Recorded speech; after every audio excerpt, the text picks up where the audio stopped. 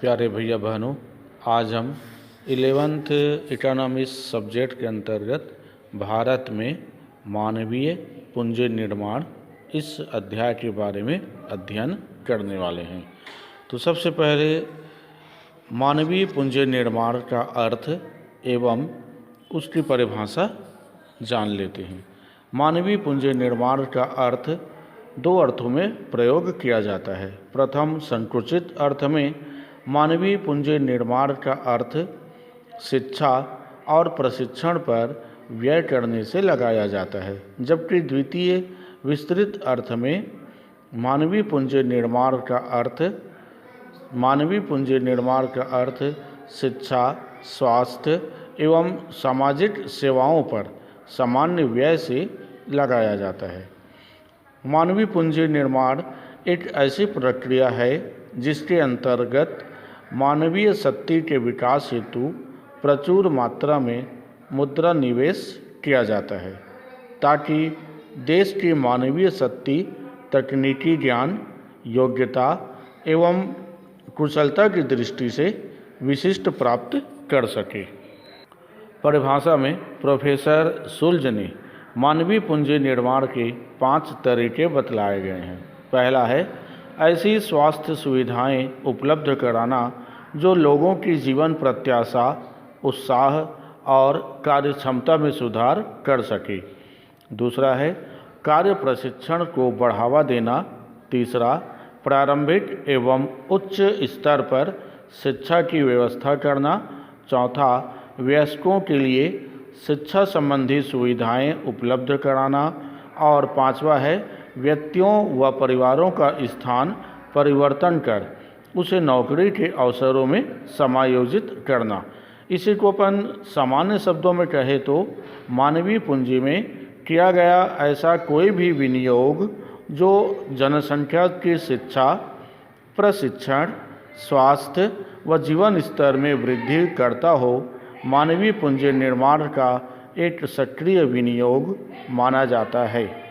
इसके बाद अब हम आते हैं मानवीय पूंजी और भौतिक पूंजी में अंतर। तो मानवीय पूंजी में पहला है मानवीय पूंजी देश में कुशल प्रशिक्षित व्यक्तियों के स्टॉक को बताती है। तो भौतिक पूंजी से तात्पर्य उत्पत्ति के उत्पादित साधनों से है, जिसमें मशीनें, उपकरण, बिल्डिंग आदि सम्मिलित होते हैं। दूसरा है मानवीय पूंजी सक्रिय होती है तो भौतिक पूंजी स्वयं में निष्क्रिय होती है।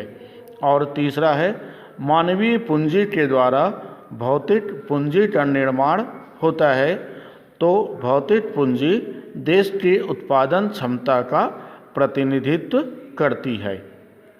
इसके बाद मानवीय पूंजी निर्माण का आर्थिक महत्व में पहला, आर्थिक विकास की क्रियाओं का संपादन। दूसरा, आर्थिक विकास की गति।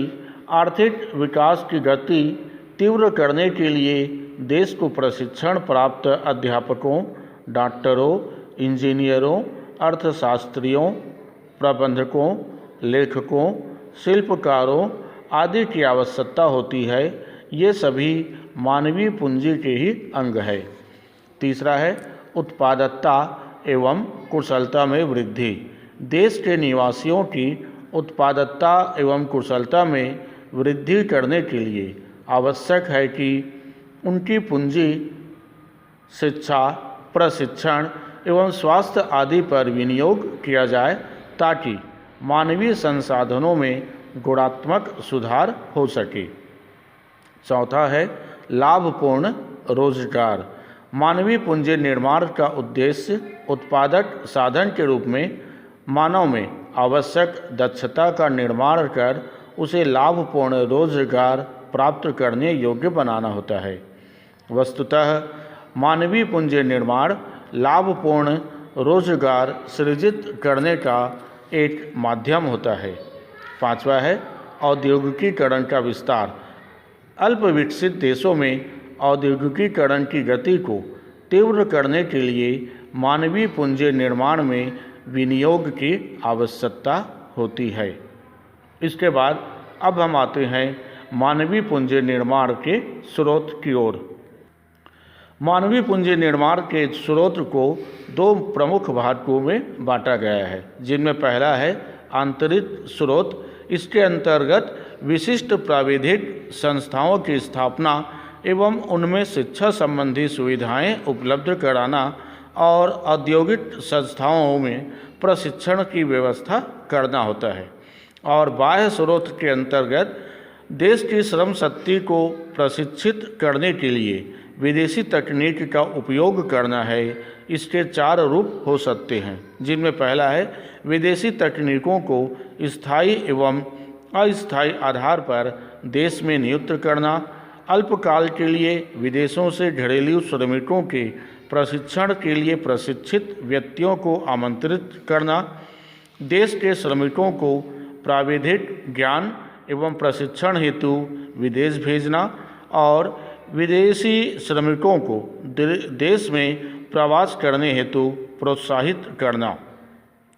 मानवीय पूंजी निर्माण के अंतर्गत आंतरिक एवं बाह्य स्रोतों के दायरे में निम्नलिखित व्यय सम्मिलित किए जा सकते हैं, जिनमें पहला है प्रशिक्षण पर व्यय, ताकि व्यक्ति स्वस्थ होकर अपनी कार्य क्षमता को बढ़ा सके। दूसरा है शिक्षा एवं प्रशिक्षण पर व्यय, ताकि व्यक्तियों में कौशल निर्माण किया जा सके। तीसरा है कौशल अभिनवीकरण पर व्यय, ताकि शिक्षित एवं प्रशिक्षित श्रमिकों को उन्नत तकनीकों से भी जोड़ा जा सके। और चौथा है प्रवासन पर व्यय, ताकि व्यक्ति को अधिक उत्पादकीय कार्य क्षेत्रों में स्थानांतरित होने के लिए प्रेरित किया जा सके। इसके बाद अब हम आते हैं भारत में मानवीय पूंजी निर्माण की समस्याएं, या भारत में मानवीय पूंजी निर्माण का निम्न स्तर होने के कारण। इसमें पहला है निम्न प्राथमिक क्षेत्र। आर्थिक विकास के लिए कृषि, उद्योग, आधारभूत संरचना आदि को सर्वोत्तम प्राथमिकता दिए जाने के कारण मानवीय पूंजी निर्माण पर अधिक ध्यान नहीं दिया गया। दूसरा है क्षेत्रीय असमानताएं। मानवीय पूंजी निर्माण में बड़े पैमाने पर क्षेत्रीय असमानताएं विद्यमान हैं। ग्रामीण और शहरी क्षेत्रों में यह असमानताएं और भी ज़्यादा है। शिक्षा, स्वास्थ्य आदि सुविधाएं प्रमुख रूप से शहरों में ही उपलब्ध है। ग्रामीण क्षेत्रों में यह बहुत ही कम उपलब्ध देखने को मिलता है। तीसरा है अपर्याप्त वित्त। भारत में मानवीय पूंजी निर्माण के लिए पर्याप्त वित्त उपलब्ध नहीं हो सका। चौथा निम्न उत्पादकता। मानवीय पूंजी निर्माण आर्थिक विकास के लिए एक आवश्यक शर्त है, लेकिन विनियोजित राशि के लाभ दीर्घकाल में मिलते हैं, अतः इसे निम्न उत्पादकीय समझकर इसकी उपेक्षा की जाती है। पांचवा है जनसंख्या में वृद्धि। भारत में जितनी जनसंख्या के लिए मानवीय पूंजी उपलब्ध कराई गई है, उससे अधिक तेजी से जनसंख्या बढ़ी है।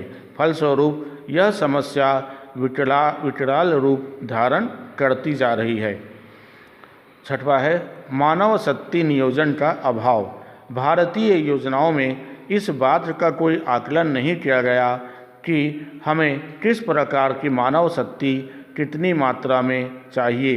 इस दिशा में उचित प्रयास न करने के कारण एक ओर बेरोजगारी है तो दूसरी ओर निपुण व्यक्तियों का अभाव।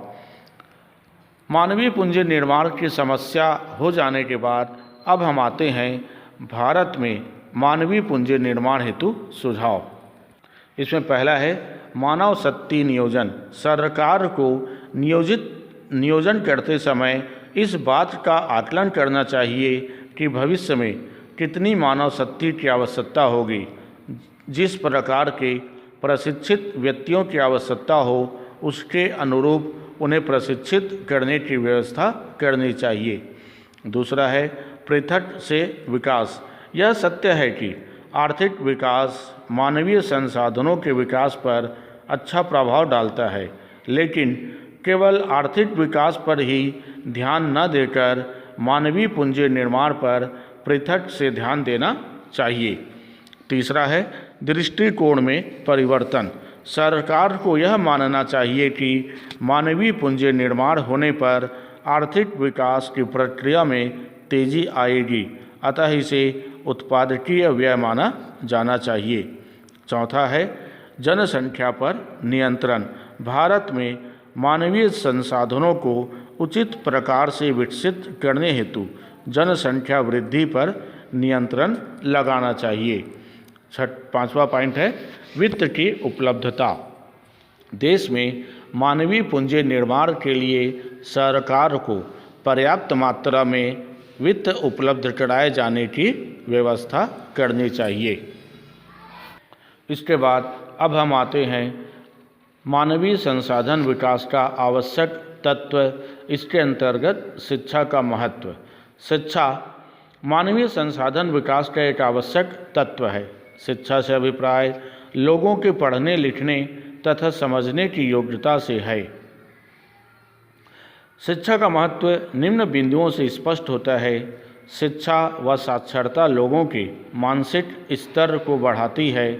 शिक्षा लोगों के व्यवहार तथा प्रवृत्ति को आधुनिकीकृत करती है। शिक्षा व्यक्तित्व का विकास करती है।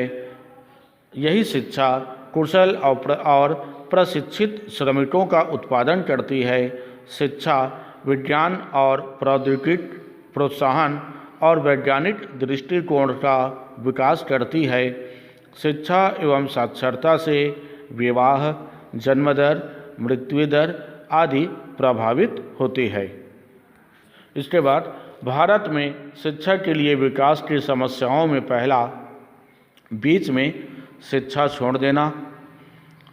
कुछ वर्गों तक भारत में सीमित अर्थात भारत में शिक्षा की सेवाएं संपूर्ण जनसंख्या को उपलब्ध नहीं कराई गई, यह केवल कुछ वर्गों तक ही सीमित रह जाती है।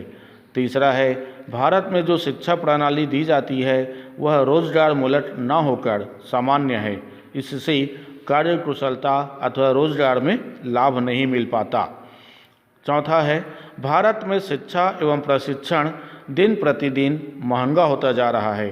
सभी लोगों द्वारा इसे प्राप्त करने में कठिनाई होती है। केवल संपन्न वर्ग के लोग ही इसे प्राप्त कर पाते हैं। और पांचवा है अध्यापन की गुणवत्ता में कमी। भारत में अनेक प्राथमिक स्कूलों के शिक्षण अन्य कार्य जैसे चुनाव, जनगणना, पल्स पोलियो कार्यक्रम आदि में व्यस्त होने के कारण शिक्षा की गुणवत्ता पर ध्यान नहीं दे पा रहे हैं। इससे शैक्षणिक वातावरण पर भी प्रतिकूल प्रभाव पड़ता है। इसके बाद भारत में शिक्षा सुधार हेतु सरकारी प्रयास के अंतर्गत राष्ट्रीय शिक्षा नीति, अनौपचारिक शिक्षा, मध्याह्न भोजन कार्यक्रम, ऑपरेशन ब्लैक बोर्ड, सर्व शिक्षा अभियान, प्रारंभिक शिक्षा कोष, कस्तूरबा गांधी बालिका विद्यालय आदि के द्वारा भारत में शिक्षा प्रणाली पर सरकारी प्रयास किए जा रहे हैं। इसके आगे शेष अगले वीडियो में बतलाया जाएगा।